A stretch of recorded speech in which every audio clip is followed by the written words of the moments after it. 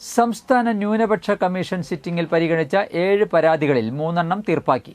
Collectorate conference ഹാളിൽ നടന്ന സിറ്റിംഗിൽ chairman advocate A Rasheed പരാതികൾ പരിഗണിച്ചു. ബാക്കി പരാതികൾ അടുത്ത സിറ്റിംഗിലേക്ക് മാറ്റി.